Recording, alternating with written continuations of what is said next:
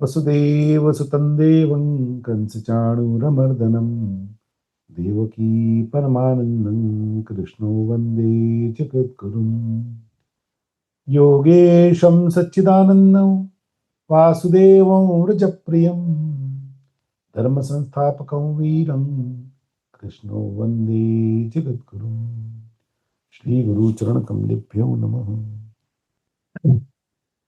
भगवान की अतिशय मंगलमय कृपा से हम सब लोगों का ये सद्भाग्य जागृत हुआ है जो अपने इस मानव जीवन को सफल करने के लिए, सार्थक करने के लिए हम लोग भगवद गीता के चिंतन में, मनन में, उसके सूत्रों को समझने के लिए अग्रसर हुए हैं।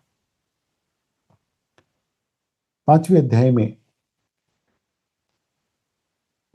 हम लोगों ने अभी तक चर्चा कर ली तीसरे, चौथे, 5वें अध्याय में कर्म संन्यासियों और कर्मयोग की। और भगवान ने बतलाया कि कर्म संन्यास को ही सांख्य योग और सांख्य को ही ज्ञान योग कहा जाता है। छठे अध्याय में पहले श्लोक में भगवान एक नया शब्द लाएंगे, निष्काम कर्मयोग। वैसे मूल में यह अध्याय आत्मसंयम योग का है, लेकिन प्रारंभ के जो 4 श्लोक है वो निष्काम कर्मयोग के स्वरूप के हैं। अब मन में एक प्रश्न आ सकता है कि भाई कर्म संन्यास योग, कर्म योग और निष्काम कर्मयोग, इन तीनों में क्या अंतर है? अंतर बहुत बारीक है, और अंतर है योग्यता का। जैसे कोई छोटा बालक है 6-7 वर्ष का, उससे बात करेंगे तो फ्लैट, अपार्टमेंट, विला, बिल्डिंग, मकान, home, house, mansion, tower, bungalow, penthouse, ये सब क्या है?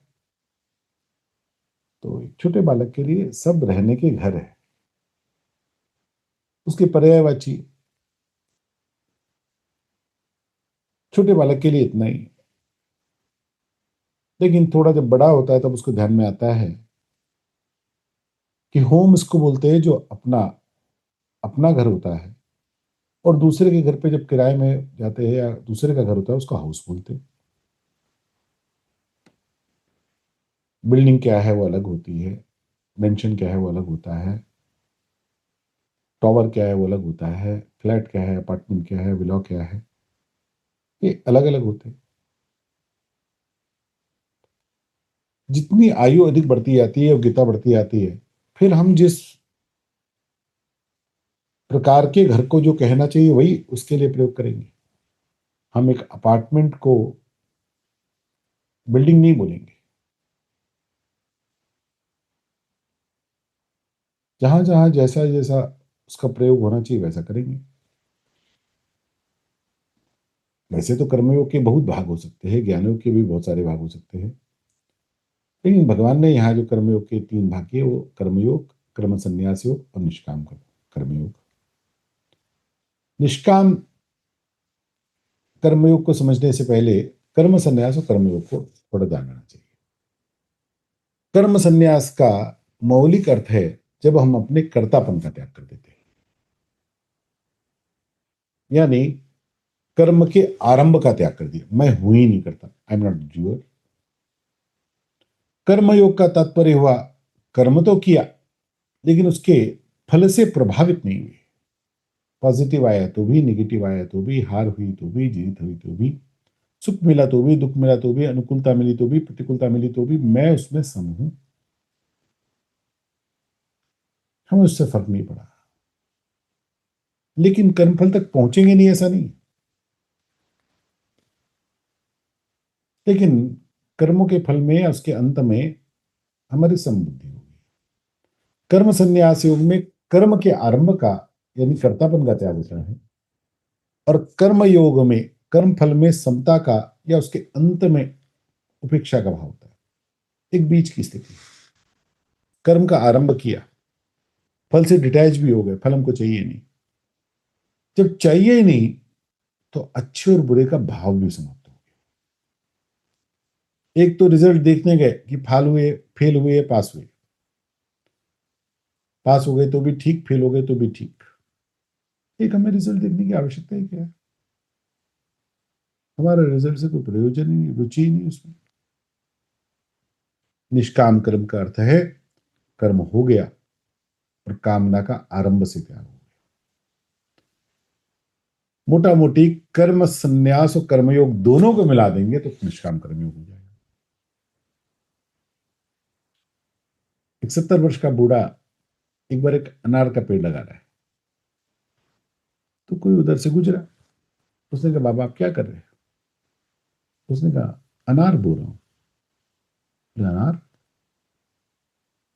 बाबा ये पेड़ कितने वर्ष में फल देने लग जाएगा?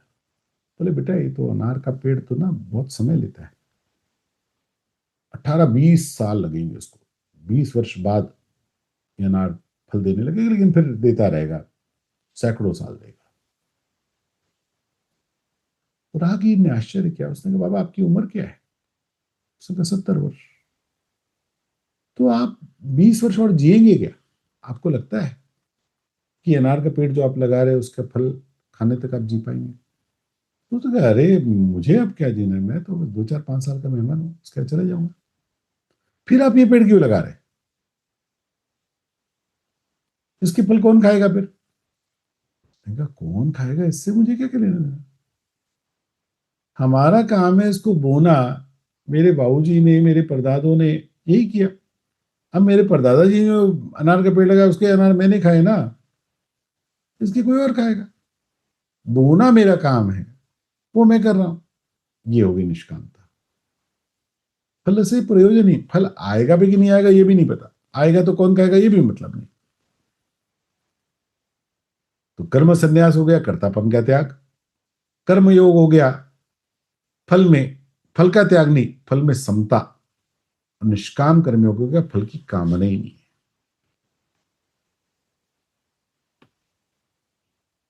भगवान कहते हैं जिसमें फल की कामना नहीं वो निष्काम कर्मयोग। यही से अध्याय का आरंभ है। आइए करें। ओम श्री परमात्मने नमः। अथ षष्ठोऽध्यायः। श्री भगवान उवाच अनाश्रितः कर्मफलं कार्यं कर्म करोति यः स सन्न्यासी च योगी च ज्ञानिरग्निर्न च क्रियः। श्री भगवान बोले अर्जुन, कर्मफल का आश्रय ना लेकर, कर्मफलम अनाश्रितः, जो कर्तव्य कर्म करता है वो सन्यासी है और योगी है। सहयोगी च सन्यासी च, और जो केवल निरग्नि ही यानी अग्नि का त्याग करने वाला और अक्रिय जो क्रियाओं का त्याग करने वाला है वो योगी नहीं है। बड़ा महत्वपूर्ण श्लोक है। भगवान ने आरंभ किया है बड़े महत्वपूर्ण शब्द से, अनाश्रित, यानी जो किसी के आश्रित नहीं। हमारे पास तो दुनिया भर के आश्रय, इस शरीर का आश्रय, धन का आश्रय, परिवार का आश्रय, योग्यता का आश्रय, शक्ति का आश्रय, बुद्धि का आश्रय, पुरुषार्थ का आश्रय, परिवार का आश्रय, दैव का आश्रय, कर्मफल का आश्रय, आदि आदि आदि। जितने जितने आश्रय अधिक हैं जीवन में मेरे पास, उतना मैं कमजोर हूं। I am the weak. क्योंकि मेरे सब काम उन्हीं भरोसे भटक जाते। जब तक अन्य अन्य आश्रय है, भगवान कहते हैं मेरा आश्रय नहीं मिलता।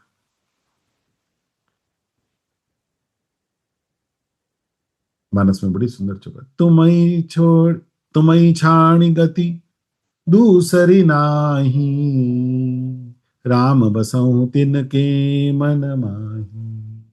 तुम्हें छाणी गति दूसरी नाही, राम बसऊं तिनके मन माही। अंग्रेजी में एक बड़ी सुंदर कहावत है, God is a jealous lover. जब तक किसी भी दूसरी बात को प्रेम करोगे, परमात्मा अपना प्रेम नहीं देंगे। सुनने में अटपटी है लेकिन बड़ी सत्य बात है।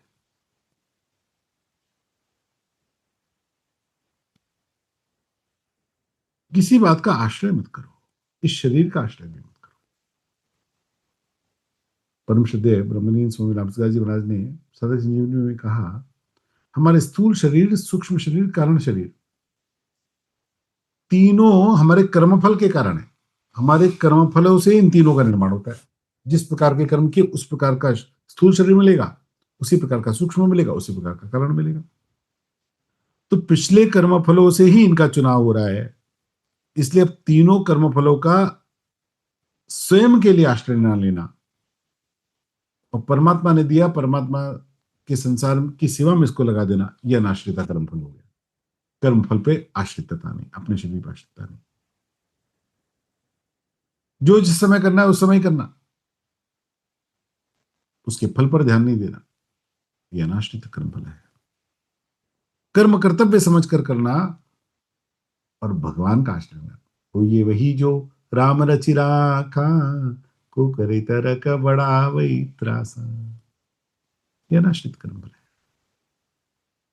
हमने आश्रितता की सीढ़ी बना रखी, क्रम बना रखी, एक के बाद दूसरा, दूसरे के बाद तीसरा, तीसरे के बाद चौथा। ये नहीं होगा तो इससे करेंगे, ये नहीं होगा तो ऐसा करेंगे, ये नहीं होगा तो ऐसा करेंगे। इस चेन को तोड़ना है, ये अनाश्रित कर्म फल है। द्रौपदी को सारे सारे छोड़कर अंत में अपना हाथ भी छोड़ना पड़ा, कन्हैया बचाओ, अब आए भगवान, उससे पहले नहीं। भगवान कहते वही सन्यासी है, योगी। सन्यासी का अर्थ कर्मफल का त्यागी, योगी का अर्थ यानी कर्मफल की अनुकूलता प्रतिकूलता में जो समय।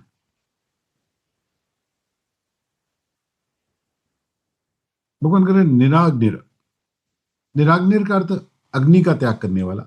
ये एक बात है,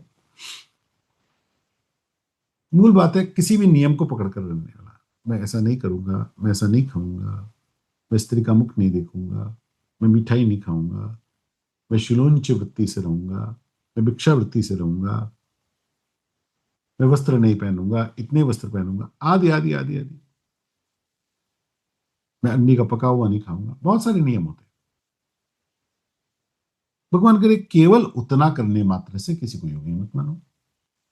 और अक्रिय यानी कुछ नहीं करूंगा, वैसे तो ये संभव ही नहीं है, लेकिन कोई मानकर ये बैठता है कि मैं जंगल में चला जाऊंगा। अवधूत वृत्ति के सन्यासी इस प्रकार की भावना के दिखते। जड़ भरत का उदाहरण हमारे पुराणों में आता है। लेकिन भगवान के दोनों ही दिशाओं में राग द्वेष, मैं मेरा, इसका त्याग नहीं हो रहा है।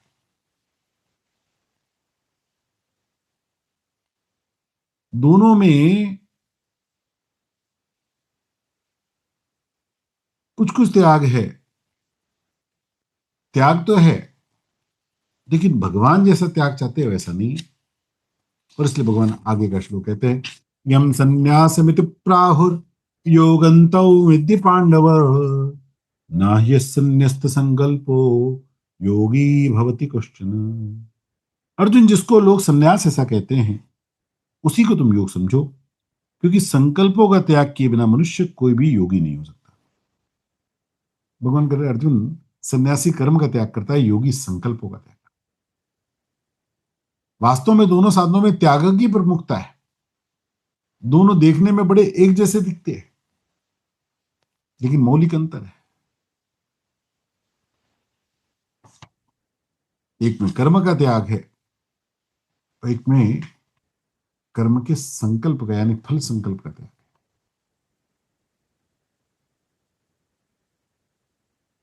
भगवान कह रहे कर्म के त्याग की तो आवश्यकता ही नहीं, तुम खाओ जलेबी। उस जलेबी में अच्छेपन या बुरेपन का भाव ना हो। मैं जलेबी नहीं खाऊंगा तो पदार्थ तो नहीं है, क्रिया तो नहीं है, लेकिन जलेबी की आसक्ति का त्याग नहीं हुआ है। वो अच्छी है, ये भाव तो बना हुआ है। और इसलिए अर्जुन, आरुरुक्षोर मुनेर योगं, आरुरुक्षोर मुनेर योगं कर्म कारणम उच्यते योगारूढ़स्य, योगारूढ़स्य तस्यैव शमः कारणम उच्यते। जो योग में समता में आरूढ़ होना चाहता है, ऐसे मननशील योगी के लिए कर्तव्य कर्म करना कारण कहा गया है। और योगारूढ़ मनुष्य का शम, शांति, परमात्मा प्राप्ति का कारण कहा गया। भगवान नया शब्द आया है योगारूढ़, योग में आरूढ़ यानी समता में जिसकी स्थिति आरूढ़ हो। संकल्पों का त्याग, वही महत्वपूर्ण बात है। तो संकल्पों का त्याग, यदा हीनेन्द्रियार्थेषु न कर्म स्वनुषज्यते सर्व संकल्प संन्यासी योगारूढ़स्तदोच्यते। कारण कि जिस समय ना इंद्रियों के भोगों में ना ही कर्मों में ही आसक्त होता है, उस समय संपूर्ण कर्मों संकल्पों का त्यागी मनुष्य योगारूढ़ है। ना तो इंद्रियों के भोगों में कोई रुचि है, ना ही मुझे कोई कर्म करना है या नहीं करना है, इन दोनों में कोई उसकी आसक्ति है। कर्म नहीं करने की आसक्ति भी नहीं चाहिए, कर्म करने की आसक्ति भी नहीं चाहिए। यानी इंद्रिय और विषय में जिसकी बुद्धि रमण नहीं कर रही है और कर्म करने ना करने दोनों में उसकी रुचि अरुचि नहीं है, ऐसा सर्व संकल्प संन्यासी, सभी संकल्पों का त्याग करने वाला मनुष्य योगारूढ़ उच्यते। वो योगारूढ़ क्या है? बड़े महत्वपूर्ण गहरे श्लोक, बहुत ज्यादा है। बड़ा सुंदर श्लोक भगवान कहते, उद्धरेदात्मनात्मानं नात्मानम अवसादयेत् आत्मैव यात्मनो बंधुर आत्मैव रिपुरात्मनः। अर्जुन अपने द्वारा ही अपना उद्धार करे, आत्मना आत्मानम उद्धरेत, और अपना पतन ना करे, आत्मानम ना अवसादयेत, क्योंकि आत्मा एव आत्मना बंधु, आप ही अपने मित्र हैं, आत्मा एव आत्मनः रिपुः, और आप ही अपना शत्रु है। भगवान बड़ी विशेष बात कह रहे हैं। भगवान कह रहे हैं तुम जितना चाहो इस शरीर को, बुद्धि को, इंद्रियों को, मन को, प्राणों को ऊपर लेके जा सकते हो, ऊर्ध्व गति में लेके जा सकते हो। जहां पर मैं आ रहा है उससे भी ऊपर इन सबको लेके जा सकते हो, अपने मैं पने से ऊपर भी। और चाहो तो इनको जितना गिरा भी सकते हो। उद्धरेद आत्मनात्मानम ना आत्मानम अवसादयेत, तुम चाहे जितना इसका पतन भी कर लो। भगवान कह रहे मनुष्य को मैंने इतनी शक्ति देकर भेजा है कि वो अपना कल्याण करे और पतन करे, दोनों बातें उसके हाथ में है। अपने आप अपना इस संसार समुद्र से उद्धार भी कर सकता है और बारंबार करोड़ों जन्मों तक अपने को पुनरपि जननम पुनरपि मरणम पुनरपि जननी जठरे शयनम इस चक्र में फंसाए रख सकता है। उद्धार करेगा तो क्या होगा? आत्मयो बंधु। और उद्धार नहीं करेगा और संसार चक्र में बताए रखेगा तो क्या करेगा? आत्मैव रिपुरात्मना, फिर अपना शत्रु है। तुमको शत्रु बनना है कि मित्र बनना है, विचार करो। भगवान बड़ा सुंदर श्लोक कहते हैं। अर्जुन सुनो, बंधुरात्मात्मनस्तस्य हीनात्मैवात्मना जितः अनात्मनस्तु शत्रुत्वे वर्तेतात्मैव शत्रुवत्। जिसने अपने आप से अपने आप को जीत लिया है उसके लिए आप ही अपना बंधु है, और जिसने अपने आप को नहीं जीता, ऐसे अनात्मा आत्मा का आत्मा ही शत्रुता में शत्रुता की तरह व्यवहार करता है। एक सुंदर गीत हम लोग बचपन में अपने विद्यालयों में गाया करते थे। हमको मन की शक्ति देना, मन विजय करें, दूसरों की जय से पहले खुद को जय करें, हमको मन की शक्ति देना। विद्यार्थी वर्ष भर पढ़ाई करे या पढ़ाई के समय में खेल में खेले, अब वो अपना मित्र भी बन सकता है, अपना शत्रु भी बन सकता है। समय, खाना, संग, पढ़ना, ये मित्र है या शत्रु, ये विचार करना पड़ता है हर जगह पर।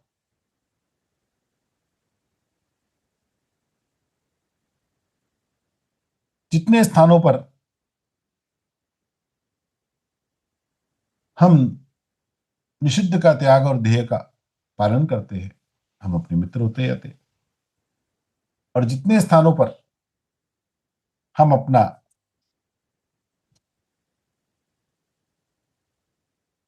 प्रेय को प्रधानता देकर अपना नाश करना चाहते हैं, उतना उतना हम नाश करते हैं। ये दोनों बातें हमारे जीवन में घटती है। हम किस ओर है? हम अपने बंधु बन रहे हैं या हम अपने शत्रु बन रहे हैं? भगवान कहे choice is yours, ball is in your. जितात्मनः प्रशान्तस्य परमात्मा समाहिताः शीतोष्ण सुख दुखेषु तथा मानापमानयोः। जिसने अपने आप पर विजय कर ली है, उस शीत उष्ण अनुकूलता प्रतिकूलता सुख दुख तथा मान अपमान में निर्विकार मनुष्य को परमात्मा नित्य प्राप्त है। मरने के बाद नहीं प्राप्त होंगे, अभी प्राप्त है। किसको किसको? भगवान कहते पहला जितात्मा,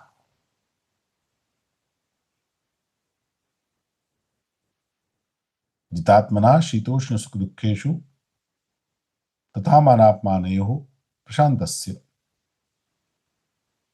शीतोष्ण सुख दुखेषु, सबसे पहले समझे सुख दुख।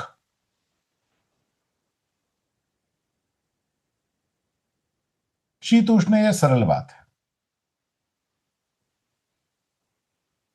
सर्दी गर्मी को सहन कर लेगा, अनुकूलता प्रतिकूलता को सहन कर लेगा।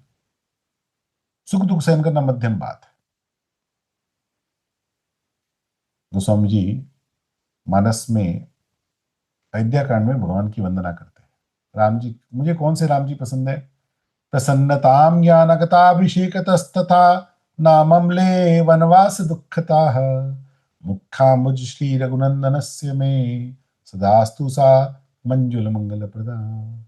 अरे मैं तो उस भगवान राम का चिंतन करता हूं, प्रसन्नताम या नगताभिषेकत, जिनको अपने राज्याभिषेक का समाचार सुनकर तो कोई विशेष प्रसन्नता उनके मुख पर आई नहीं, वैसे ही मुस्कुरा रहे थे। नाम अमले वनवास दुख था, और जैसे ही वनवास में जाना पड़ेगा समाचार मिला तो उनका मुख कोई मलिन नहीं हुआ। He was same smiling. सुख दुख ये मध्यम बात। कठिन बात क्या है? तथा मानापमान, मान अपमान में सम रहना ये कठिन है।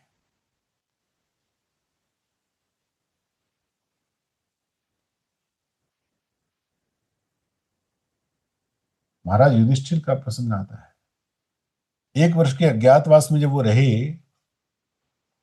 तो कंक नाम से राजा विराट को पासा खिलाने के लिए उनकी नौकरी की। और एक बार राजा विराट उनसे जीता ही नहीं पा रहे थे, तो गुस्से में आकर वही पासे सम्राट युधिष्ठिर को खींच के मारे। अब राजा विराट की युधिष्ठिर महाराज के सामने क्या है इसलिए उनको तो पता नहीं, होता उसको साधारण कोई कर्मचारी मानकर उन्होंने माना। भीम को इतना गुस्सा आया कि मैं तो अभी मार दूंगा। द्रौपदी ने आकर महाराज के मुख का से जो रक्त निकला वो जमीन में ना गिर जाए इसलिए उसको आके संभाल लिया। लेकिन विशिष्ट बात यह है कि महाराज युधिष्ठिर का मन विचलित नहीं हुआ। इतने अपमान पर भी उनका मन सम है, इसलिए धर्मराज है, ऐसे थोड़ी प्रतिष्ठित।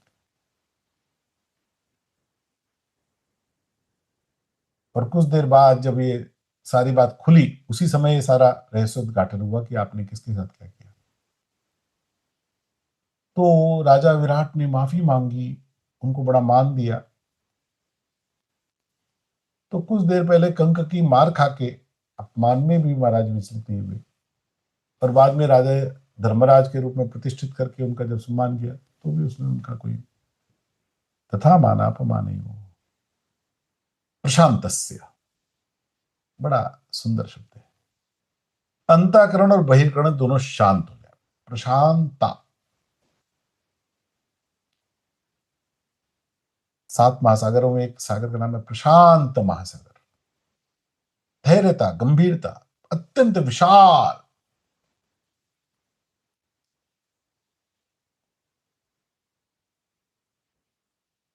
कितनी शांतता है। भरत जी का वर्णन देखो, शत्रुघ्न जी मंथरा को मार रहे, भरत जी ने मंथरा के प्राण बचाए। गुस्सा बहुत है, दुख बहुत है, उस समय भी मन की शांतता को हिलने नहीं। भरद्वाज ऋषि के आश्रम में संसार के सारे भोग, अरे संसार के नहीं स्वर्ग के भी सारे भोग वहां उपलब्ध कर दिए। भरत जी ने उनकी ओर देखा भी नहीं, मन से भी नहीं देखा। चित्रकूट में राम जी को लिवाने गए, एक बार भी राम जी से कहते ही नहीं आप चलिए। मैं सेवक होकर अपने स्वामी को संकोच में डाल दूं, ऐसी बात तो मैं कह ही नहीं सकता। और मन की इच्छा के एकदम विपरीत जो बात तो मैं कर ही नहीं सकता, ऐसा मन में पक्का है। भगवान के कहने पर वही बात मानी, भगवान की खड़ाओं लेकर आकर 14 वर्ष तक राज्य का पालन किया। सोच के गए थे मैं कभी किसी हालत में ये बात मानूंगा नहीं।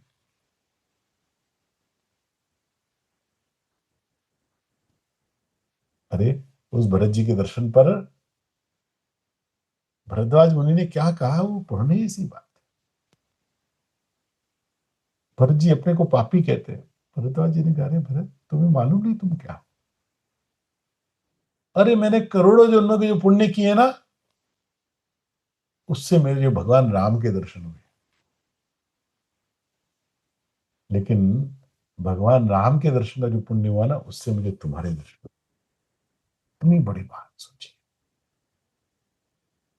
ये भरत जी की भक्ति, चित्त की प्रसन्नता, शांतता, शांत आत्मा, जितात्मना। जिसने अपने को जीत लिया, भगवान उसके वश में हो जाता।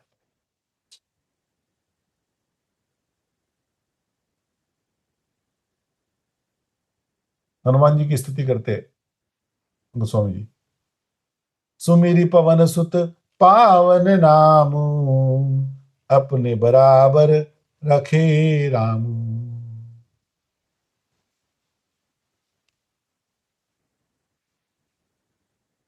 हनुमान जी ने अपने को जीता। भगवान कहते, प्रति उपकार करो का तोरा, सन्मुख हुई न सकत मन मोरा।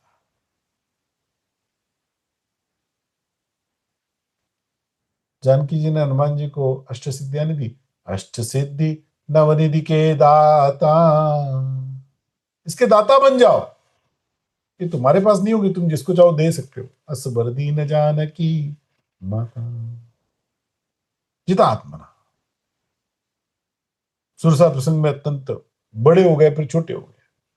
मेघनाथ प्रसंग में बंध गए। लवकुश एक छोटे से बालकों से बंध गए। कितना मन पे सही है। परमात्मा समाहिता, उसी में परमात्मा समाहित हो जाता है। आज देश में राम जी के जितने मंदिर है ना, उससे कई गुना हनुमान जी के मंदिर है, कई गुना। और विशेष बात क्या, हनुमान जी की भक्ति करेंगे तो राम जी की भक्ति मिल जाएगी। कितनी बड़ी बात है। भगवान सिद्धों की अवस्था का वर्णन कर, ज्ञान विज्ञान तृप्तात्मा, कूटस्थो विजितेन्द्रिय, युक्त इत्युच्यते योगी, समलोष्टाश्म कांचन। अर्जुन, योगी कैसे होते हैं? ज्ञान विज्ञान तृप्ता, जिसके अंतःकरण, जिसके भीतर की तृप्तता, जिसकी जिज्ञासाएं शांत हो गई। ज्ञान क्या है? जो गुरु से, शास्त्र से प्राप्त हो। विज्ञान जो अनुभव में आ गया, कर्म में आ गया, व्यवहार में आ गया। कूटस्थ, कूट की तरह निर्विकार। विचितेंद्रिय, अरे अब इसको भूख लगने में खाना नहीं खाना, जब चाहता है तब भूख लगती है। समलोष्टाश्म कांचना, मिट्टी पत्थर सुवर्ण में समा। नानकवाणी में एक उदाहरण आता है। रंका और बंका नाम के दो शिष्य थे, बड़े अच्छे गुरु भाई। दोनों भाई थे और दोनों सत्संगी थे और बड़े उत्तम वैरागी सत्संगी। एक दिन सत्संग सुनकर लौट रहे थे, तो रंका को दूर से कोई चमकती हुई चीज दिखी। आगे बढ़कर देखा तो कोई सोने का सिक्का वहां पड़ा हुआ था। उसके मन में तुरंत आई, ऐसा ना हो कि मेरे भाई का मन इस सोने के सिक्के पे आ जाए, तो मैं मिट्टी से इसको ढक देता हूं ताकि उसको दिखे ही ना। तो पैर से थोड़ी मिट्टी उड़ाकर उस सोने के सिक्के पे डालने लगा। पीछे बंका ने देखा तो बोला, अरे रंका, तू इस मिट्टी पे मिट्टी क्यों डाल रहा है? रंका को एकदम चेत आया, अरे मैं तो इसको सुवर्ण और मिट्टी अलग अलग देख रहा हूं, इसको तो दिखता ही मिट्टी है, ये सुवर्ण पे मिट्टी दिखता है। समलोष्टा,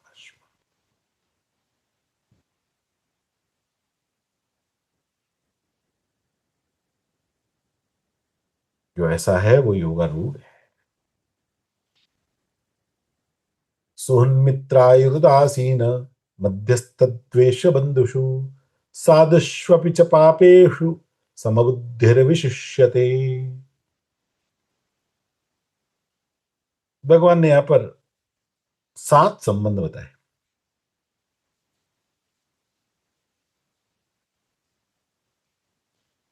किसी भी व्यक्ति से हमारा जो संबंध होता है ना,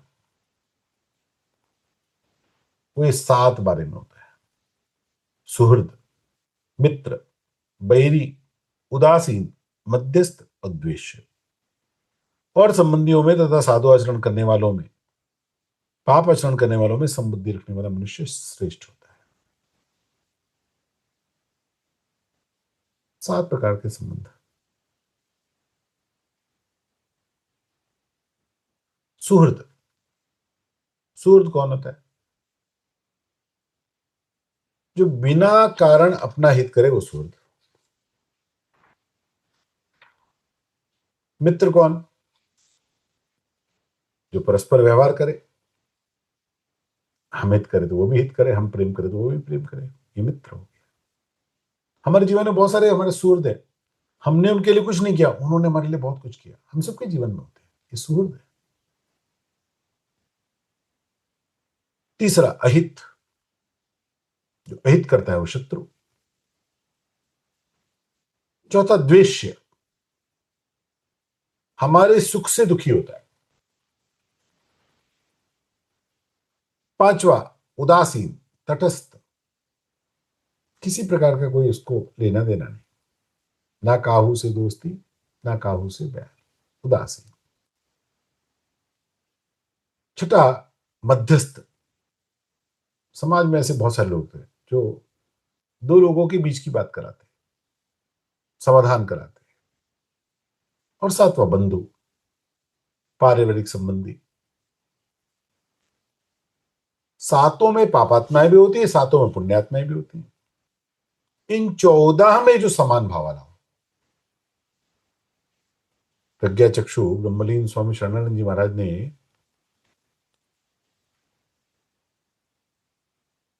एक बार एक साधक ने उनको प्रश्न किया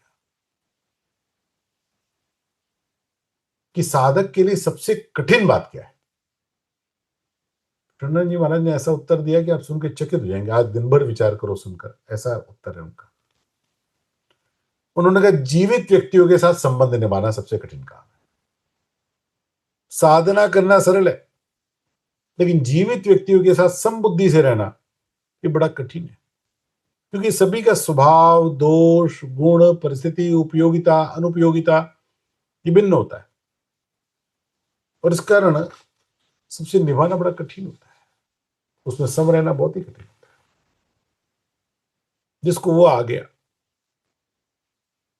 वो श्रेष्ठ है, भगवान कहते हैं।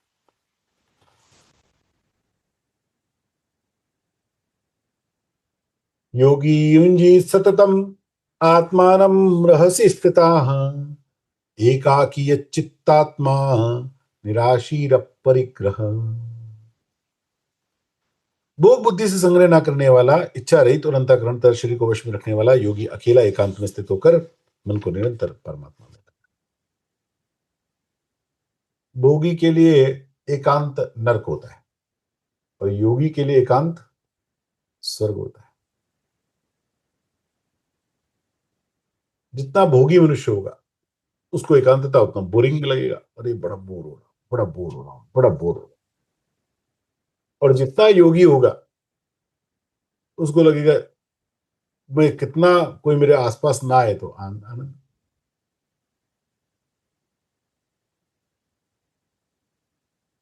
ये तो चित्तात्मा।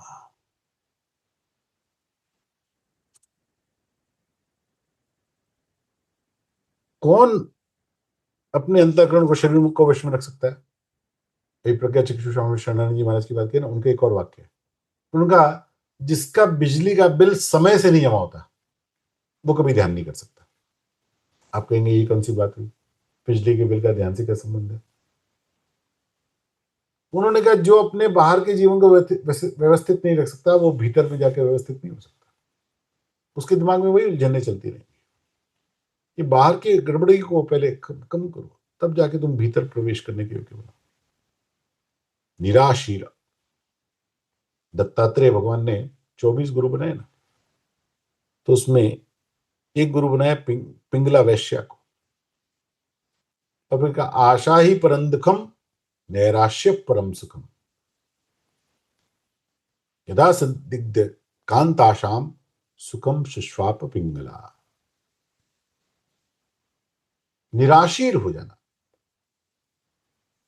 आशा मत रखना, यही सुख का परम उपाय है। अब परिग्रह, संग्रह न करना। और भगवान 11वें श्लोक से 32वें श्लोक तक ध्यान योग का वर्णन करते हैं, जिसके कारण इस अध्याय का नाम ध्यान योग या आत्मसंयम योग है। शुचौ देशे प्रतिष्ठाप्य स्थिरमासनमात्मनः, नात्युचितन्नातिनीचं चैलाजिन कुशोत्तरम। शुद्ध भूमि पर जिस पर कृष्ण मक्षाला वस्त्र बिछे हैं, ना अत्यंत ऊंचा है ना अत्यंत नीचा है, ऐसे अपने स्थिर आसन को स्थिर स्थापन करके शुद्ध भूमि, नदी किनारे बैठ जाओ, जंगल पे बैठ जाओ, आंवले के, तुलसी के, पीपल के वृक्ष के नीचे बैठ जाओ, गोबर से लीपे स्थान पर बैठ जाओ, लकड़ी की चौकी पर बैठ जाओ। फिर 3 तरह के आसन बताए। कुश, कुश को कहा है वराह भगवान के रोए हैं, इसलिए कुश का आसन अत्यंत पवित्र माना गया। मृगशाला, मृग चर्म, कंबल, ऊन और वस्त्र यानी सूती वस्त्र, इन 3 तरह के आसन पर बैठ सकते हैं।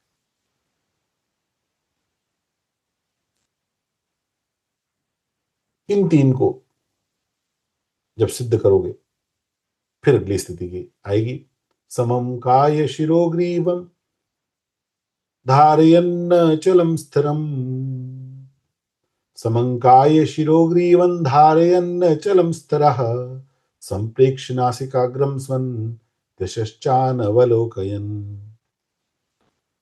समंकाय शिरोग्रीवम, अर्जुन काया, सिर और गले को, यानी अपने शरीर को, अपनी रीढ़ की हड्डी को और अपनी गर्दन को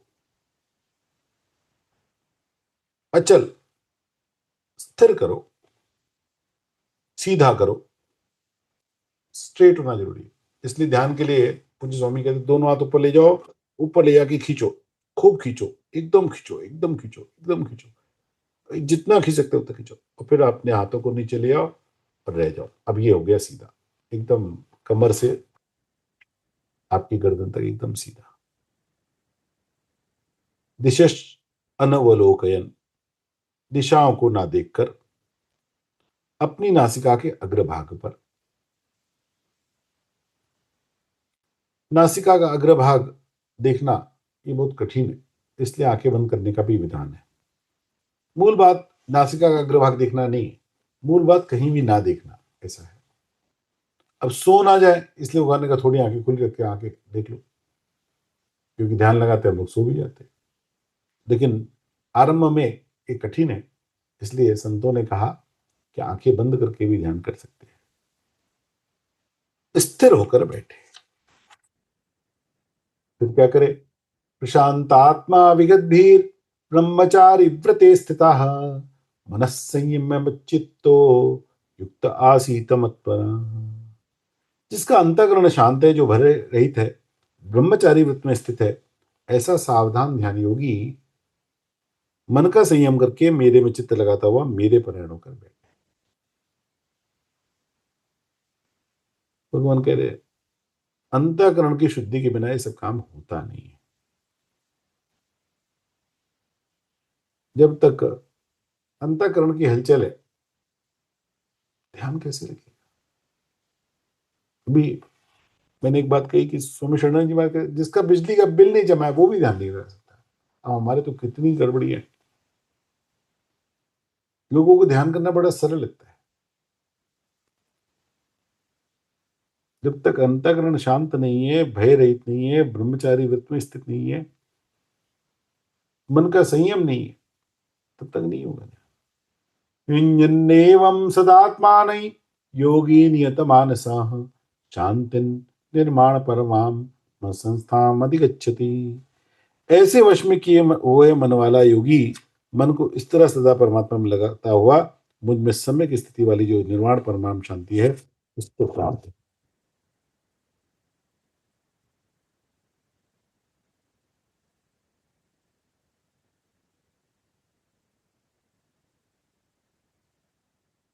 अष्टांग योग का वर्णन भगवान यहां पर कर रहे हैं। महर्षि पतंजलि ने योग के 8 सोपान बताए। यम, नियम, आसन, प्राणायाम, प्रत्याहार, धारणा, ध्यान, समाधि। 5 प्रथम सोपान बहिरंग साधन है। 3 अंतिम सोपान अंतरंग साधन है। जब तक बहिरंग साधन सिद्ध नहीं होंगे, अंतरंग साधन में प्रवेश संभव नहीं।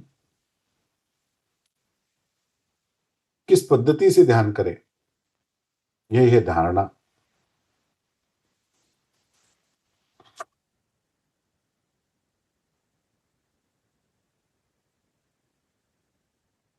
अब आजकल कोई यम नियम की बात करता नहीं, केवल आसन प्राणायाम को ही योग कहने लगा। पर आसन प्राणायाम और सीधा समाधि या ध्यान, वहां पे लोग बातें करते हैं। ऐसा आओ, हाथ रखो, कुंडली में अगड़ो, पता नहीं क्या कैसा दुकानदारी चलती है। ध्यान क्या है, थोड़ा जानना चाहिए। मूल 4 प्रकार के ध्यान होते हैं। अक्रिय ध्यान, सक्रिय ध्यान, सविकल्प ध्यान और निर्विकल्प ध्यान। इन 4 के अंतर्गत हजारों हजार प्रकार की पद्धतियां हो सकती है। मौलिक ये 4। अक्रिय ध्यान यानी टाट बाबा नाम के एक संत हुए, उन्होंने इसका बहुत प्रचार किया। कुछ समय निश्चित करके बस बैठ जाओ, डू नथिंग, किसी बात का आग्रह नहीं। मेरे मन में विचार आए नहीं आए, बस ऐसे। त्राटक ध्यान, एक अंधेरा करो, एक थोड़ी रोशनी करो, उस बिंदु पर, उसके अग्रभाग पर ध्यान करो। सब सफेद कपड़े पे काला निशान लगा लो, दीपक लगा लो, वस्त्र के अग्रभाग पे कर लो। शब्द ध्यान, गुरु से प्राप्त किसी शब्द पर, मंत्र पर ध्यान करना।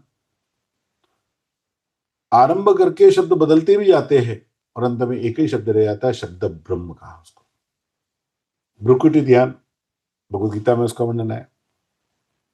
ईड़ा, पंगला, सुषुम्ना, इनके मध्य में जहां आज्ञा चक्र है, जहां हम तिलक लगाते, यहां पर अपने ध्यान को केंद्रित करना।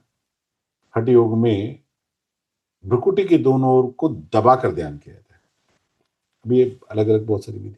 फिर साकार ध्यान, परम श्रद्धेय ब्रह्मलीन सेठ जी, जदिया जी गोविंद का, वो इस ध्यान का बहुत प्रचार करते थे। प्रभु से वार्तालाप एक पुस्तक आती गीता प्रेस की, देखनी चाहिए, अद्भुत पुस्तक है। प्रकाश का ध्यान, भ्रुकुटी या हृदय चक्र पर जहां गुरु जी बताया, वहां पर प्रकाश का ध्यान करना। हृदय ध्वनि ध्यान, हृदय की जो धड़कन चलती है, इसको अपने कानों से सुनना। उसमें राम राम राम राम राम राम, ओम ओम आदि आदि बहुत सारे भावना हो सकती है। अपनी हर धड़कन राम राम राम राम राम राम राम राम राम ऐसे सुनने लग जाती है।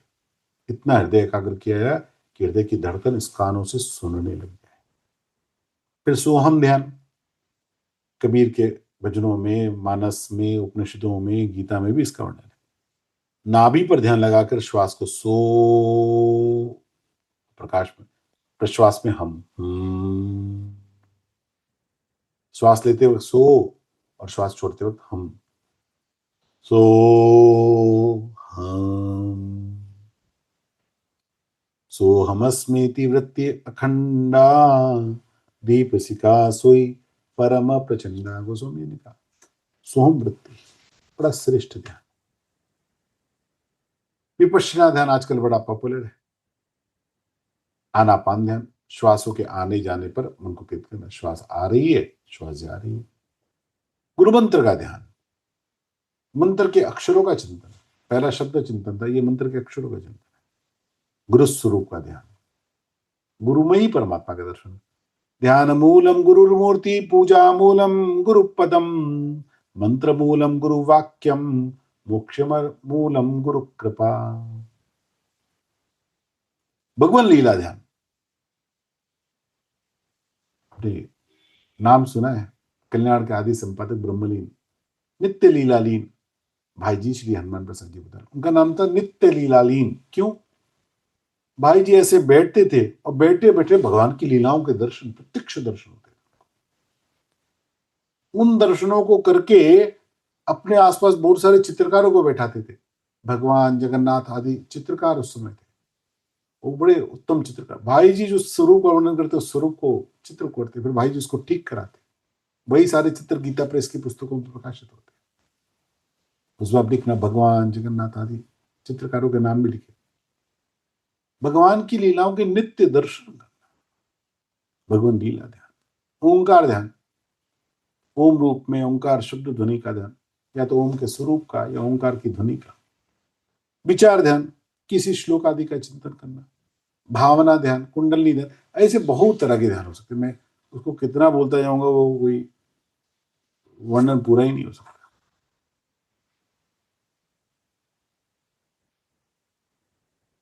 और आखिरी भावना ध्यान।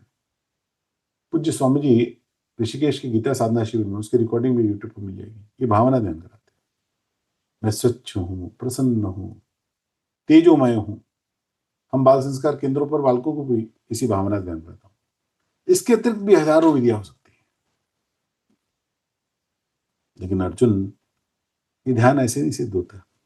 नात्यश्नतस्तु योगोस्ति न चैकांत मनश्नतः, न चाति स्वप्नशीलस्य जागर्तो नैव चार्जुन।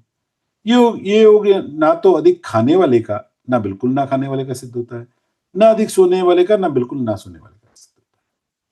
भगवान सीधी बात कह रहे अर्जुन, ये समझ लो, जो अपने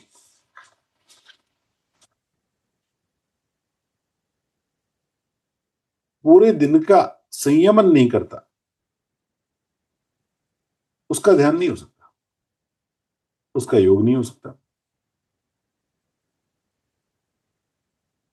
नात्यश्नतस्तु, बहुत अधिक खाएगा तो भी नहीं सिद्ध होगा, बिल्कुल नहीं खाएगा तो भी सिद्ध नहीं होगा। He has to take the balance, समत्व। अति का भला न बोलना, अति की भली न छू, अति का भला न बरसना, अति की भली न धूप। और इसलिए क्या करना? युक्ताहार विहारस्य युक्त चेष्टस्य कर्मसु युक्त स्वप्नावबोधस्य योगो भवति दुःखः। अर्जुन, दुखों का नाश करने वाला योग तो यथायोग्य आहार और विहार करने वाला का, कर्मों में यथायोग्य चेष्टा करने वाला का, यथायोग्य सोने जागने वालों का सिद्ध होता है। भगवान बड़ी महत्वपूर्ण बात कहते हैं, युक्ताहार विहारस्य। जब तक तुम्हारा आहार और विहार युक्त नहीं होगा, युक्त चेष्टस्य कर्म, जब तक तुम्हारी क्रियाएं युक्त नहीं होंगी, युक्त स्नावबोधस्य, जब तक तुम्हारा सोना और उठना ये युक्त नहीं होगा, योगो भवति दुःखः, तब तक तो दुखों को नाश करने वाला योग नहीं मिलेगा। युक्त आहार युक्त विहार, ये जीवन का केंद्र बन गया है। मैं एकदम नहीं खाऊंगा, इसका भी योग सिद्ध नहीं होगा, तो खाते ही रहूंगा तो भी नहीं सिद्ध होगा। दोनों बातों में समता ला। यदा विनीयत चित्तम आत्मन्येवावतिष्ठते, निष्प्रिय सर्वकामेभ्यो युक्त इत्युच्यते तदा। वश में किया हुआ चित्त जिस काल में अपने स्वरूप में स्थित हो जाता है और संपूर्ण पदार्थों से निष्प्रिय हो जाता है, उस काल में वो योगी है, ऐसा कहा जाता है। अपने चित्त को वश में करके पदार्थों से निष्प्रिय हो जाए। और बड़ा सुंदर उदाहरण भगवान देते, यथा दीपो निवातस्थो नेंगते सोपमा स्मृता, योगिनो यच्चित्तस्य युञ्जतो योगमात्मना। अर्जुन, जैसे स्पंदन रहित वायु के स्थान में स्थित दीपक की लौ चेष्टा रहित हो जाती है, योग का अभ्यास करते हुए वश में चित्त वाले योगी के चित्त की स्थिति भी वैसी हो जाती है। दीपक की लौ चंचल होती है, आप दीपक जलाएंगे तो लौ हिलती है, लेकिन उसी दीपक पर एक कांच का आवरण रख दिया जाए, ऊपर से खुला है और चारों तरफ से कांच का आवरण लग गया, अब ये लौ स्थिर हो जाती है, एकदम स्थिर। इसी तरह शास्त्रों में उदाहरण आता है, जल धारा तेल धारा।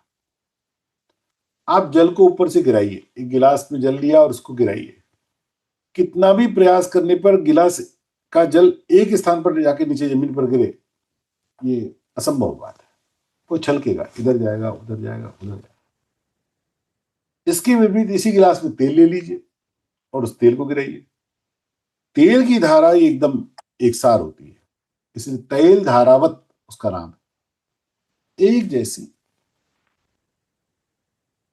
ध्यान में दो बातें करनी पड़ती है, दीपक की लौ को स्थिर कर लिया और तेल की धारा के समान स्थैर्यता आ जाए। पतंजलि ऋषि ने चित्त की 6 अवस्थाएं कही, मूढ़, चित्त, विचित्त, एकाग्र, निर्द और निरोध। अब समझ नहीं, इसमें जो एकाग्र है उसकी बात यहां पर हो रही है। दत्तात्रेय ने लोहार को देखकर सीखा कि मुझे एकाग्रता का, लोहार को गुरु बनाया, एकाग्रता का गुरु। यत्रोपर मते चित्तन निरुद्धन योग सेवया, यत्र चैवात्मनात्मानं पश्यन्नात्मनि तुष्यति। यत्र चैवात्मनात्मानं, अर्जुन, योग सेवया, योग का सेवन करने से जिस अवस्था में निरुद्ध चित्त उपराम हो जाता है तथा अवस्था में अपने आप को देखता हुआ अपने आप में ही संतुष्ट हो जाता है। आत्मानम आत्मानम पश्यन्, आत्मा में आत्मा को देखना, अपने आप में अपने आप को रमण करना।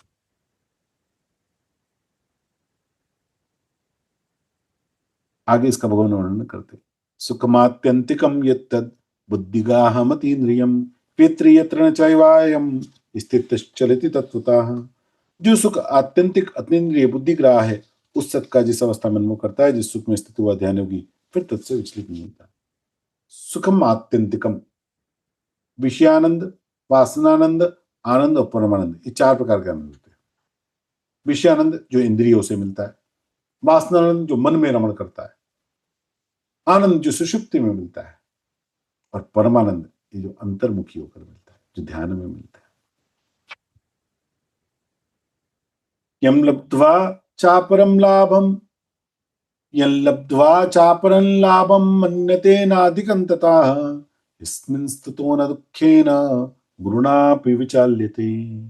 जिस लाभ की प्राप्ति होने से उससे अधिक दूसरा कोई लाभ मानने में भी नहीं आता, और जिसमें स्थित होने पर वो बड़े भारी दुख से विचलित नहीं किया जा सकता। यानी बड़ा लाभ मिल गया, अब छोटे लाभ का क्या प्रयोजन है, उसमें मन ही नहीं टिकता। तम विद्या दुख संयोग वियोगम योग संगितम स निश्चयेन योक्तव्यो योगो न विण्य चेतसा। अर्जुन, जिसमें दुखों के संयोग में का ही वियोग है, उसी को योग नाम से जानना चाहिए, और वो योग जिस ध्यान योग का लक्ष्य है, उस ध्यान योग का अभ्यास ना उकताए हुए चित्त से निश्चय पूर्वक करना चाहिए। भगवान करे दुख संयोग, दुख सुख संयोग वियोग। संसार को छोड़े बिना संसार के दुख से छुटकारा चाहते हो तो होगा नहीं। दत्तात्रेय के कथा में चील का उदाहरण आता है। एक चील एक मांस का टुकड़ा लेकर अपनी चोंच में उड़ी, दूसरी चीलों ने उसको देखा, दूसरी चीलों ने उसको चोंच मारना शुरू किया। अभी चील मांस का टुकड़ा बचाने के लिए बचकर भागने लगी, लेकिन जितना जितना भागने का प्रयास करते रह गई, अधिक से अधिक चील उसके ऊपर और आक्रमण करके उसको चोंच मारती रही। आखिरी में वो चील ने परेशान होकर टुकड़ा छोड़ दिया। जैसे ही उस टुकड़े को छोड़ा, वो सारी चील छोड़कर उसको चली गई और उस चील को शांति मिल गई। यानी वो मांस का टुकड़ा छोड़े बिना मुझे शांति नहीं मिल सकती। ये संसार के सारे विषय भोग ये उस मांस के टुकड़े के समान है, जिसके कारण दुख हमको डंक मारते हैं। दुखों से छुटकारा चाहिए तो संसार के भोगों को छोड़ना। संसार को भोग को पकड़े रहेंगे और दुखों से छुटकारा मिल जाएगा, तो मिलता नहीं है, किसी भी तरह से नहीं मिलता। संकल्पवान कामांस त्यक्त्वा सर्वान् शेषतः मनस्सैवेन्द्रिय ग्रामौ विनियम्य समन्ततः। संकल्प से उत्पन्न होने वाला संपूर्ण कामनाओं का सर्वथा त्याग करके और मन से ही इंद्रिय समूह को सब ओर से हटाकर शनैः शनैः उपरमेत् बुद्ध्या धृति गृहीतया आत्मसंस्थं मनः कृत्वा न किंचिदपि चिंतयेत्। धैर्य युक्त बुद्धि के द्वारा संसार से धीरे धीरे उपराम हो जाए और मन बुद्धि को परमात्मा स्वरूप सम्यक स्थापन करके फिर कुछ भी चिंतन ना करे। शनैः शनैः, भगवान कहते एकदम से नहीं होगा ध्यान रखो, it is a slow process. मैं आज ही ध्यान में बैठूंगा ध्यान लग जाएगा, नहीं होगा जी। समय का अभ्यास करना पड़ेगा, इतने समय में बैठ सकूं। एकांत का अभ्यास करना पड़ेगा कि अपने एकांत में मन भटके नहीं। बैठने का अभ्यास करना पड़ेगा कि मैं देर बैठ सकता हूं। आसन को स्थिर करने का प्रयास करना पड़ेगा, पद्मासन को, वज्रासन को, सुखासन को, स्वस्तिक आसन को, एक आसन को सिद्ध करना पड़ेगा। ज्ञानेन्द्रिय को स्थिर करना पड़ेगा, अपना मन भटके नहीं, कान इधर उधर जाए नहीं, लक्ष्य को स्थिर करना पड़ेगा। और फिर अंत में ध्याता, ध्यान और धीर, इनको एक करने का प्रयास करेगा। तंथिर मंथिर वचन थिर सुरति निरति फिर होय, कहा कबीर उस पलक को कल्प न पावे को। जब तन भी थिर हो गया, मन भी थिर हो गया, वचन भी थिर हो गया, सुरति निरति निथिर होय, अब इधर मन भागता नहीं, उस पल को सबसे कीमती मानना है। एक पल में कुछ नहीं होगा, दीर्घ काल का अभ्यास लगता है। यतो यतो निश्चरति मन मनश्चंचलम स्थिरम ततस्ततो नियम्यैतद् आत्मन्येव वशन्नैः। यह अस्थिर और चंचल मन वाल जहां जहां विचरण करता है, वहां वहां से हटाकर इसको एक परमात्मा में भली भांति लगाए। हर व्यक्ति का मन एक ही विषय में नहीं भटकता है, जिसका जिस विषय में भटकता है उस विषय से मन को निवृत्त करना पड़ता है, उस विषय को मन के आगे से हटाना पड़ता है। विषय को भोगने से कभी भी मन तृप्त तो नहीं होता। वैराग्य के बिना कभी भी मन को काबू में नहीं किया सकता। इसलिए जिन विषय में मन मेरा भटकता है, उस विषय का ठीक से पता लगाकर उस विषय का निरोध करना आवश्यक बात है। प्रशांत मन संहीनम प्रशांत मन संहीन योगिनम सुखमत्तमम उपैति शांत रजसम ब्रह्मभूतम कल्मषम। जिसके सब पाप नष्ट हो गए, जिसका रजोगुण शांत हो गया, जिसका मन सर्वथा शांत हो गया है, ऐसे ब्रह्म रूप योगी को निश्चित ही उस सात्विक सुख की प्राप्ति। सात्विक सुख की प्राप्ति वहीं से आरंभ होगी जब मन शांत हो गया है, पाप रहित हो गया है, और जिस कार्य को किए बिना मेरा काम चल सकता है वो करने की प्रवृत्ति अब मेरी शांत हो गई, और प्रशांत ब्रह्मभूतम, फिर परमात्मा का चिंतन बना है। युञ्जन्नैवं सदात्मानै योगी विगत कल्मषाः सुखेन ब्रह्म संस्पर्शम अत्यंतम सुखमश्नुते। और इस प्रकार अपने आप को सदा परमात्मा में लगाता हुआ पाप रहित योगी सुखपूर्वक ब्रह्म प्राप्ति रूप अत्यंत सुख का अनुभव कर लेता है। सर्वभूतस्तमात्मानं सर्वभूतानि चात्मनि ईक्षते योग युक्तात्मा सर्वत्र समदर्शना। और सब जगह अपने स्वरूप को देखने वाला, ध्यान योग से युक्त अंतःकरण वाला सांख्ययोगी अपने स्वरूप को संपूर्ण प्राणियों में स्थित देखता है और संपूर्ण प्राणियों को अपने स्वरूप में स्थित देखता है। अगेन समदर्शन करता है, समवर्तन नहीं करता। जो हमने कल बात की थी वो बात ध्यान में रखनी चाहिए। अब यहाँ पर अगले 3 श्लोकों में अद्वैत का भगवान चिंतन करते हैं, अद्वैत का दर्शन करने की बात करते हैं। यो माम पश्यति सर्वत्र सर्वं च मयि पश्यति तस्याहं न च प्रणश्यामि स च मे न प्रणश्यति। जो भक्त सब में मुझको देखता है और मुझ में सबको देखता है, उसके लिए मैं अदृश्य नहीं होता, वो मेरे लिए अदृश्य नहीं होता। सिया राम मैं सब जग जानी करौ प्रणाम जोर जुगपान। यो माम सब पश्यति सर्वत्र, सभी देश काल में, वस्तु में, व्यक्ति में, पशु में, पक्षी में, देवता में, यक्ष में, राक्षस में, पदार्थ में, प्रकृति में, घटना में मुझे ही दिखता है। जितना जितना उसकी दृष्टि संवाद पे होती है। सर्वभूत स्थितम सर्वभूत स्थितं यो माम भजते कत्वमास्थितः सर्वथा वर्तमानोऽपि स योगी मयि वर्तते। अर्जुन, मुझ में एक ही भाव से स्थित हुआ जो भक्ति योगी संपूर्ण प्राणियों में स्थित मेरा भजन करता है, वो सब कुछ बर्ताव करता हुए मुझ में ही बरत रहा है, अर्थात नित्य मुझ में ही स्थित है। यानी जो सब में मुझको देखता है, उसके द्वारा होने वाली प्रत्येक क्रिया में मेरी भक्ति होने लग जाती है। जो करता है, जो ये करूँ सोई तेरी पूजा। आत्मौपम्येन सर्वत्र समं पश्यति अर्जुन, सुखं वा यदि वा दुःखं स योगी परमो मतः। अर्जुन, जो भक्त अपने शरीर को की उपमा सब जगह से समान दिखता है और सुख को दुख को भी समान दिखता है, वो परम योगी माना। अर्जुन उवाच, अर्जुन का प्रश्न आया है। अर्जुन ने कहा, ये कैसे होगा? आप जो बोल रहे होता है क्या? यो योगस्त्वया प्रोक्त साम्येन मधुसूदन, एतस्याहं न पश्यामि चंचलत्वात् स्थं स्थिराम। हे मधुसूदन, आपने समतापूर्वक जो योग कहा है, मन की चंचलता के कारण मैं इस योग की स्थिति को स्थिर नहीं देखता। I don't find it practical. What you are telling is theoretically possible, लेकिन मुझे प्रैक्टिकली पॉसिबल नहीं लग रहा है वो। ये कैसे हो पाएगा? चंचलम ही मन कृष्ण प्रमाथि बलवदृढ़म, तस्याहं न निग्रहं मन्ये वायोरिव सुदुष्करम।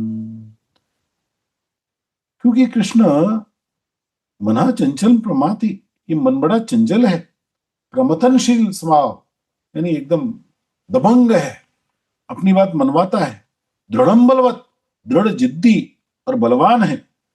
तस्य निग्रहम, उसको रोकना, हम वायो इव सुदुष्करम मन्ये, मैं वायु की को रोकने के समान दुष्कर मानना हूं। जैसे वायु को कोई रोक नहीं सकता, ऐसे ही मन को भी कैसे कोई रोक पाएगा? ये बड़ा दबंग है जी, अपनी बात मनवा के छोड़ता है। भगवान मुस्कुराए। अर्जुन, बढ़िया बात कही। श्री भगवान उवाच, असंशयं महाबाहो मनो दुर्निग्रहं चलम्, अभ्यासेन तु कौन्तेय वैराग्येण च गृह्यते। भगवान बोले, अर्जुन, ये बात तो सच है। मनः चंचलम, मन बड़ा चंचल है। दुर्निग्रहम, इसका निग्रह भी बहुत कठिन है। असंशयम, तुम्हारा ये कहना बिल्कुल ठीक है, लेकिन ऐसा नहीं कि पॉसिबल नहीं है। हे कुंती नंदन, अभ्यासेन च वैराग्येण, अभ्यास और वैराग्य के द्वारा इसका निग्रह संभव है। एक विषय पकड़कर उसका निरंतर अभ्यास करना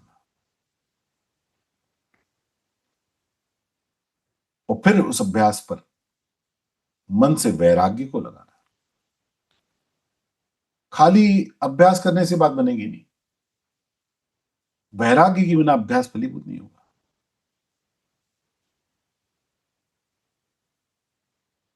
दो तरह के वैराग्य के, पर वैराग्य, अपर वैराग्य। अपर वैराग्य क्या है? यत्मान, छूटने का यत्न करता है लेकिन छूटता नहीं, हम सब लोग जैसे। फिर व्यतिरेकी, कुछ विषयों में तो छूट जाता है लेकिन कुछ विषयों में अभी अटका हुआ है। फिर एक इंद्रिय, इंद्रियों पर तो हो गया लेकिन मन पर नहीं हुआ। फिर वशीकार, मन और इंद्रिय दोनों पर हो गया। ये चार प्रकार के अपर वैराग्य कहे गए। लेकिन इससे ऊपर की अवस्था पर वैराग्य की। पर वैराग्य क्या है? जब मन को रोकना नहीं पड़ रहा है, गुणों में आकर्षण ही नहीं। आप भोजन की बड़ी तारीफ करते हैं, इसको उसमें कोई रुचि नहीं आती। आप कपड़ों की बड़ी तारीफ करते हैं, इसको उसमें रुचि नहीं आती। जब इसकी रुचियां उस विषय में शांत हो जाए, उसको उसमें कुछ विशेष बात लगती नहीं।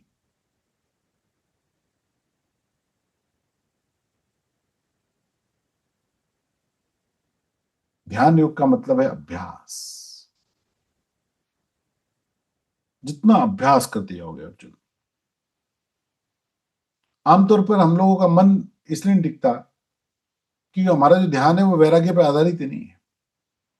अब जिसको मैच में मन लगता है, टीवी में मन लगता है, व्यापार में मन लगता है, तो उसका चिंतन उन्हीं बातों की चलेगा। जिसको आस पड़ोस की बातें सुनने का मन करता है, इसके यहाँ क्या हो रहा है, उसके क्या, अरे जितना प्रपंच जगत है, ये मन को फंसाता है। इसीलिए आरंभ में जंगल चले जाते थे, कि कुछ दिखेगा ही नहीं, कुछ आएगा ही नहीं, तो कोई मन में कुछ जाएगा नहीं। ध्यान करने के लिए जंगल जाके तपस्या करो, तो खाली फल खा लेंगे, सो जाएंगे, बाकी विषयों का चिंता नहीं चलेगा। घर में रहने वालों को इसलिए ध्यान से ज्यादा जप की उपयोगिता है। जप करना, जप करते करते ध्यान लग जाएगा, वरना मन इधर उधर भागेगा। एक माला में मन को अटकाओ तो पहले। राम में लग गया तो बाकी संसार से छूटेगा, राम में लगा नहीं तो बाकी संसार को छोड़ना कठिन है।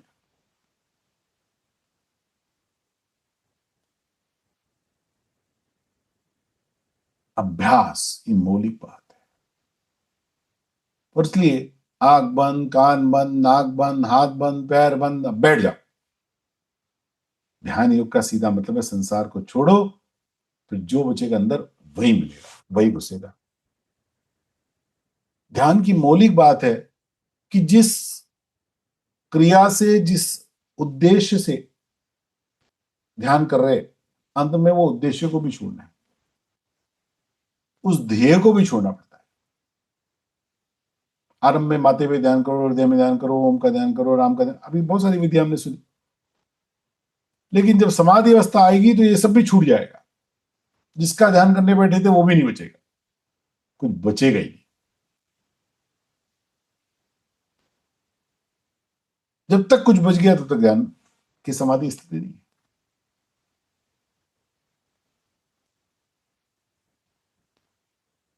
अर्जुन ने कहा, ये बातें तो तुम बढ़िया बढ़िया कर रहे हो कृष्ण।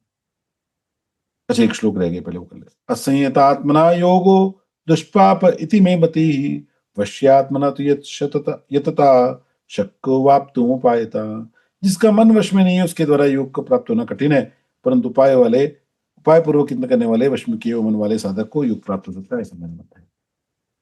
अर्जुन ने कहा कि भगवान थोड़े डाउट्स आ रहे हैं, पूछू क्या? उन्होंने कहा पूछो। अयति श्रद्धयोपेतो योगाचल्यत मानसः, अप्राप्य योग संसिद्धिं कांगतिं कृष्ण गच्छति।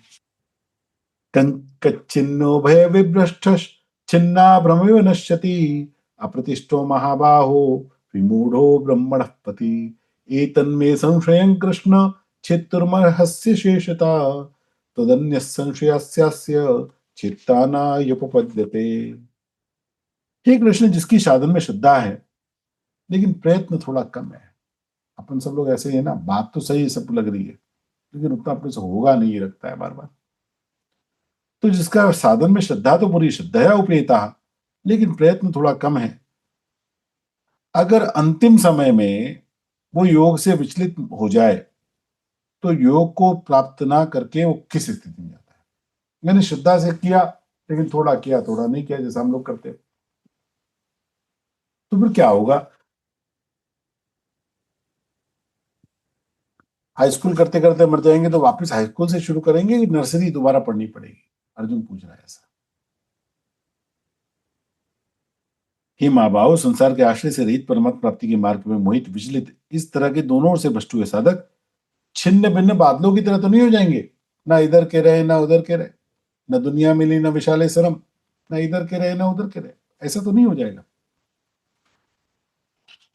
ये तन्मय संशय, ये कृष्ण मेरे संदेह का सर्वथा छेदन करने के लिए आप योग्य है, चित्तुम अर्हसि, और इसलिए संशय का छेदन करने वाले आपके सिवाय दूसरा कोई हो नहीं सकता, आप मुझे बताओ। अर्जुन का प्रश्न है कि आप जो बतला रहे वो करना बड़ा कठिन है, ट्राई किया लेकिन इस जीवन में पूरा नहीं हुआ तो होगा क्या? आगे का जन्म कैसा होगा, क्या होगा? भगवान मुस्कुराए, भगवान ने कहा बढ़िया बात, बढ़िया प्रश्न पूछा तुमने अर्जुन। श्री भगवान उवाच, पार्थ नैवेह नामुत्र विनाशस्तस्य विद्यते, नहि कल्याणकृत कश्चित् दुर्गतिं तात गच्छति। हे पृथ्वीनंदन, उसका ना तो इस लोक में ना परलोक में विनाश होगा, क्योंकि हे प्यारे, कल्याणकारी काम करने वाला कोई भी मनुष्य दुर्गति को नहीं पाता। अगर कल्याण के मार्ग में लग गया, अब दुर्गति उसकी नहीं होगी, ना इस लोक में ना परलोक में, ये पक्की बात है। प्राप्य पुण्य कृतान लोकान उषित्वा शाश्वती समाह, शुचीनाम श्रीमतांगे योग भ्रष्टो विजायते। अर्जुन वो योग भ्रष्ट पुण्य कर्म करने वाले लोगों को प्राप्त होकर और बहुत समय तक वहां रहकर फिर यहां शुचि नाम श्रीमताम शुद्ध ममता रे श्रीमान पुरुषों के गेहे विजाए थे, उनके घर में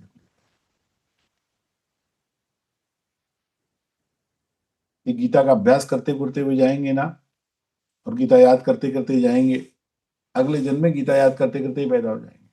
जो गीतावृत्ति हो गया और गीतावृत्ति होकर पाठ करते करते चला गया, अगले जन्म में 2 वर्ष की आयु में, 3 वर्ष की आयु में गीतावृत्ति का संकल्प। ये छोटे छोटे बालक जो गीतावृत्ति बनते कैसे बनते? पूर्व जन्म की गीतावृत्ति है जी।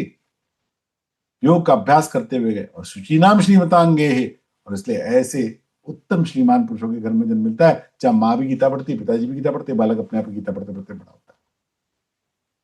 भगवान कहते चिंता मत करो, तुम जहां पे स्टॉप करोगे वहीं से स्टार्ट होगा, you will not lose anything. अथवा योगिनामेव कुले भवति धीमताम् एतद्धि दुर्लभतरम लोके जन्म यदीदृशम्। अथवा वैराग्यवान योगभ्रष्ट ज्ञानवान योगियों के कुल में ही जन्म लेता है, इस प्रकार जो ये जन्म है संसार में निसंदेह दुर्लभ है। 2 प्रकार की गति, एक स्वर्गों का भोग, फिर श्रीमान पुरुषों का घर, और फिर दूसरी गति ज्ञानी योगियों के घर में जन्म। भगवान कहते ये दुर्लभ बात है, ये मुश्किल बात है, लेकिन ये पक्की बात है। तत्र तम बुद्धि संयोग लभते पौर्वदेहिकम यतते च ततो भूय संसिद्धौ कुरुनंदन। हे कुरुनंदन, वहां पर उसको पहले मनुष्य जन्म की साधन संपत्ति अनायास ही प्राप्त हो जाती है, और फिर वो साधन सिद्धि के विषय में पुनः यत्न करता है। यानी जहां तक साधन कर लिया, जहां तक तुम्हारी स्थिति आ गई, वहां तक की स्थिति फिर से प्राप्त होगी। बचपन से ही गीता में मन लगेगा, बचपन से ही संतों के चरणों में मन लगेगा, बचपन से ही कथा अच्छी लगेगी, बचपन से ही ध्यान में बैठना अच्छा लगेगा, बचपन से ही श्लोक चौपाई याद करना, उनको गुनगुनाना अच्छा लगेगा। ये अपने आप वृत्ति बन जाएगी। पूर्वाभ्यासेन तेनैव ह्यवते यशोऽपि सह जिज्ञासुरूपयोगस्य शब्द ब्रह्माति वर्तते। वो श्रीमान पुरुषों के घर में जन्म लेने वाला योग भ्रष्ट मनुष्य भोगों के परवश होता हुआ भी उस पहले मनुष्य जन्म में किए हुए अभ्यास के कारण परमात्मा की तरफ खिंच जाता है, क्योंकि योग क्षमता का जिज्ञासु वेदों में कहे हुए सकाम कर्मों का भी अतिक्रमण कर जाता है। भगवान कह रहे हैं शब्द ब्रह्म अति वर्तते, यानी वेदों में कहे हुए सकाम कर्म का भी अतिक्रमण कर जाएगा, जो इस प्रकार योग का अभ्यास करते हुए शरीर का त्याग करेगा।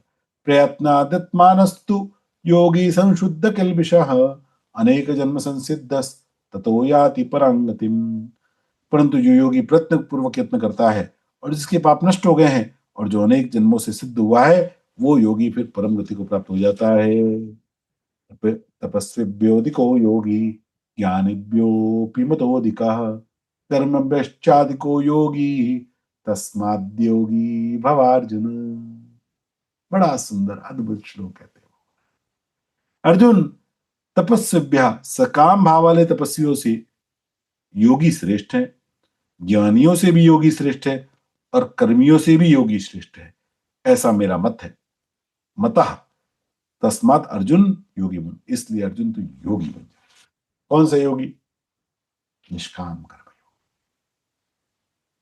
योग। जब तुम वो बन जाओगे तो अर्जुन योगी नाम अपि सर्वेषां मद्गतेनान्तरात्मना श्रद्धावान भजते यो मान समयुक्त तमो मतः। संपूर्ण योगियों में भी जो श्रद्धावान भक्त मुझ में तल्लीन हुए मन से मेरा भजन करता है, वो मेरे भक्त में सर्वश्रेष्ठ होगी। कौन सा योगी सर्वश्रेष्ठ है? श्रद्धावान। श्रद्धावान अंतरात्मा माम भजते मद्गतेन, मुझ में तल्लीन होगा। भगवान श्रद्धा की महिमा, जो श्रद्धावान योगी है वो सर्वश्रेष्ठ योगी। वेद अभ्यास भगवान यहाँ पे अध्याय का समारोह करते हैं, क्योंकि अर्जुन का प्रश्न आएगा और वहां पर विषय बदलेगा। ओम तत्सदिति श्रीमद्भगवद्गीतासु ब्रह्म विद्यायां योग शास्त्रे श्री कृष्णार्जुन संवादे आत्मसंयम योगो नाम षष्ठोऽध्यायः। इस प्रकार ओम तत्सत इन भगवान नामों के चरण पूर्वक ब्रह्म विद्या योग शास्त्र में श्रीमद्भगवद्गीता उपनिषद रूप श्री कृष्णार्जुन संवाद में आत्मसंयम योग नाम का 6ठा अध्याय पूर्ण हुआ। हरिओम तत्सत, हरिओम तत्सत, हरिओम तत्सत। ओम श्री कृष्णार्पणमस्तु। अगला अध्याय ज्ञान विज्ञान योग नाम का है, कल देखेंगे। जय श्री कृष्ण।